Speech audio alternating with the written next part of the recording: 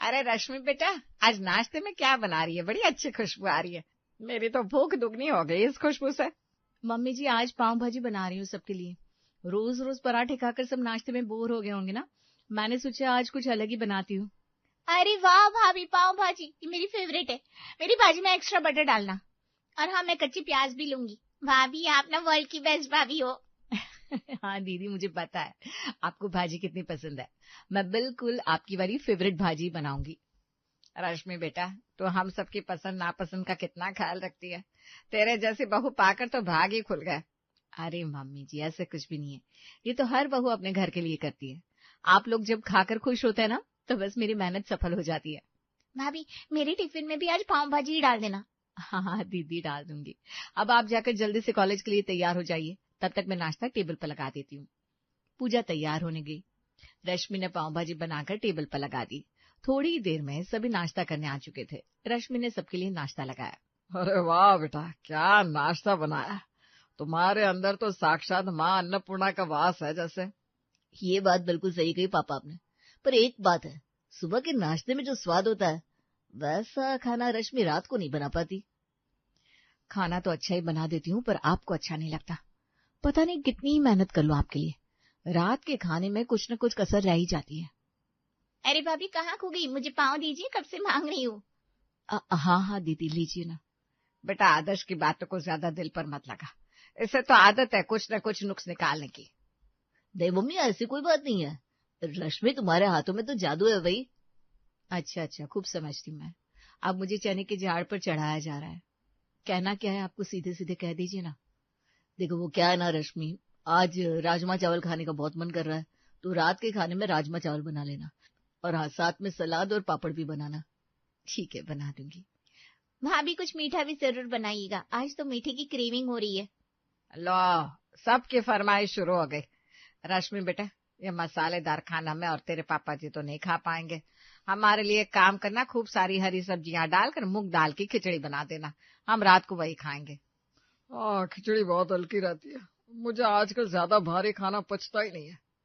ठीक है, आप लोग फिक्र मत कीजिए, मैं आप सबकी पसंद का सब कुछ बना दूंगी। ये हुई ना बात।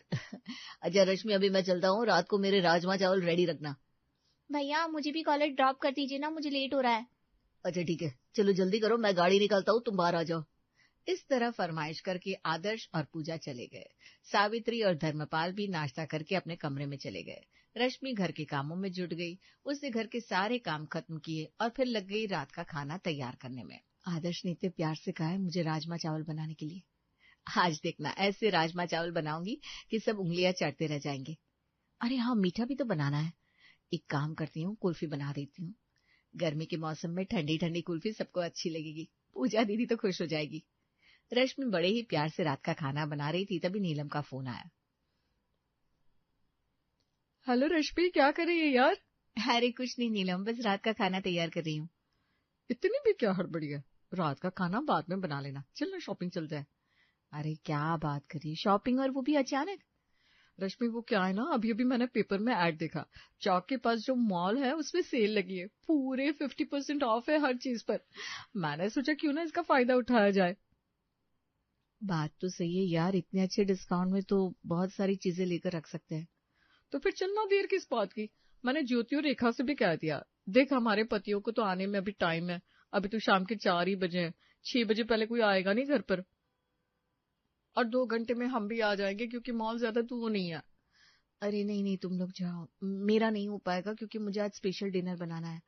आदर्श खास बोलकर गया है राजमा चावल बनाने के लिए, और फिर कुल्फी भी बनानी है पूजा दीदी के लिए। अरे राजमा चावल कल बना लेना यार, आज कुछ हल्का सा डिनर बना ले, चल ना, ये मौका बार बार नहीं आएगा। अरे नीलम, बुरा मत मान, पर प्लीज तुम लोग जाओ, मुझे ना आज अच्छे से डिनर बनाना है, मेरा पूरा फोकस यही है। अगर मैं चली भी गई तो मेरा ध्यान तो यही खाना बनाने में लगा रहेगा। ठीक है भाई, जैसी तेरी मर्जी, तू बना अपने उनके लिए स्पेशल डिनर, हम सब जा रहे हैं शॉपिंग पर, बाय। Bye and enjoy. ऐसा कहकर रश्मि ने फोन रख दिया और वापस खाना बनाने लगी। थोड़ी देर बाद पूजा कॉलेज से घर आई और सोफे पर बैठते हुए कहा, भाभी आज तो बहुत थक गई हूँ, क्लासेस के बाद प्रोजेक्ट मीटिंग भी थी, सर ने तो पूरा दिमाग खा लिया।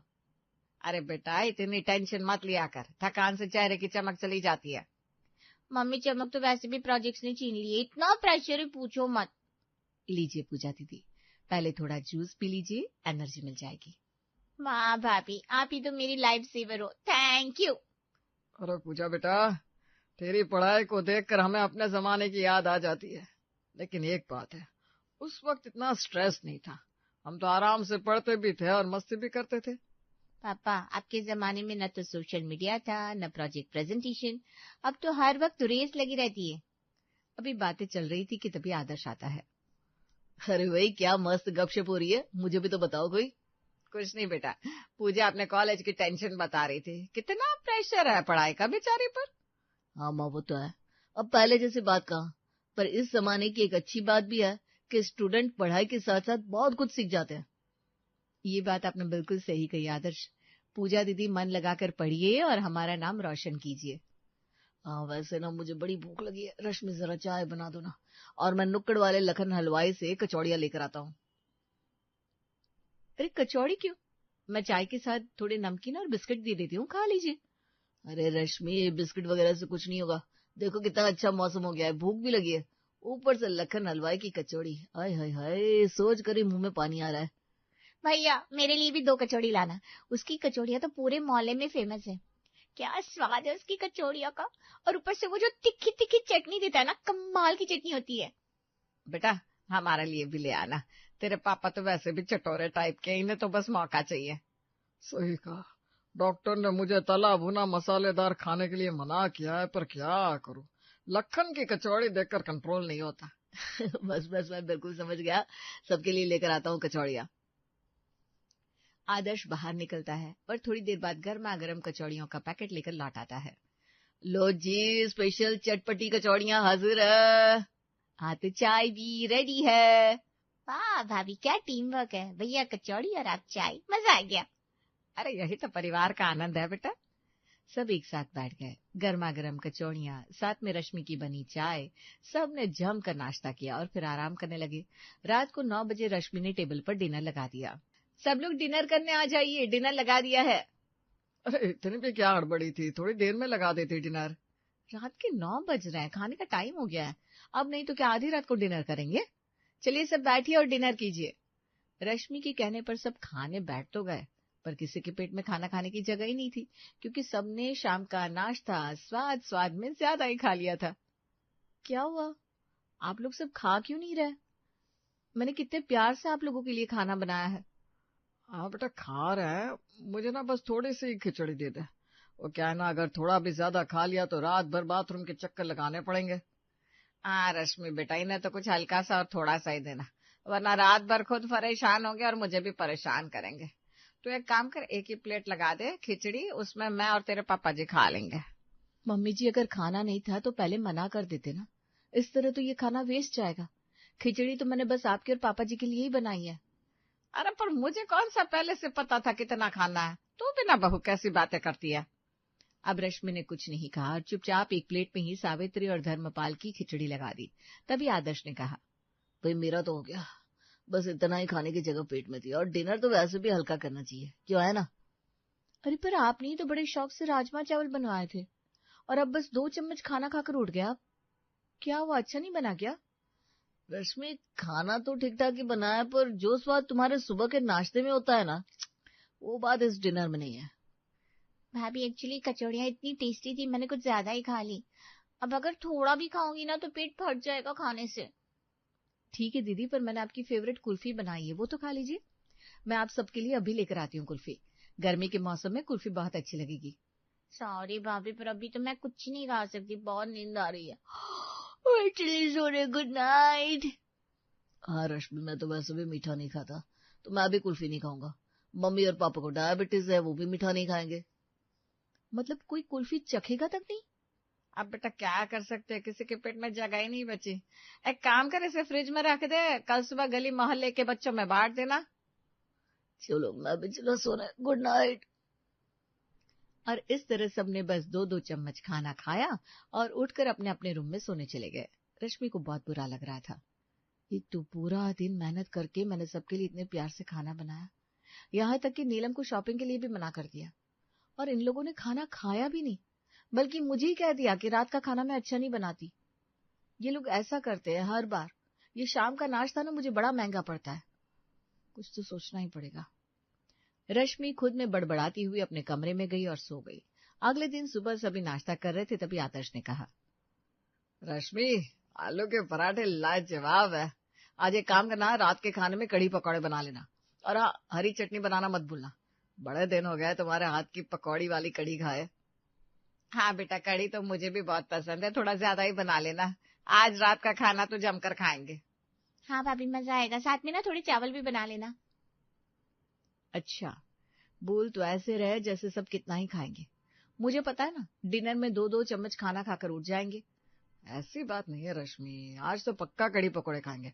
तुम बस अच्छे से बनाना। ठीक है, बना दूंगी। रश्मि से कढ़ी पकौड़े की फरमाइश करके आदर्श ऑफिस चला गया। पूजा भी कॉलेज चली गई।